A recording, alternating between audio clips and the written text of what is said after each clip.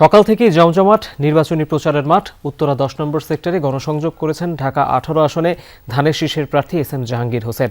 সকাল 10:30 থেকে প্রচারণা শুরু করেন তিনি। হেঁটে হেঁটে ভোটারদের সাথে কথা বলেন, শোনেন নানা সমস্যার কথা। গণমাধ্যমকে তিনি বলেছেন, মাদক ও কিশোর গ্যাং সহ বিভিন্ন অভিযোগের ব্যাপারে তিনি জেনেছেন। জয়ী হলে এসবের বিরুদ্ধে জোরালো ব্যবস্থা নেওয়া হবে। আমার একান্ত এই ভুবনের সঙ্গী হয়ে থাকে শুধু স্টেলা। শাপলাকলির প্রার্থীর প্রচারণায় বাধা দেওয়ার অভিযোগ প্রসঙ্গে এস.এম. জাহাঙ্গীর বলেন, যথেষ্ট সৌহার্দ্যপূর্ণ পরিবেশে নির্বাচনী কার্যক্রম চলছে। প্রচারণায় বাধা দেওয়ার অভিযোগ সঠিক নয়। এই আসনে পিছিয়ে পড়া এলাকাগুলোতে বাড়তি মনোযোগ দেওয়ার কথাও জানান বিএনপির এই প্রার্থী।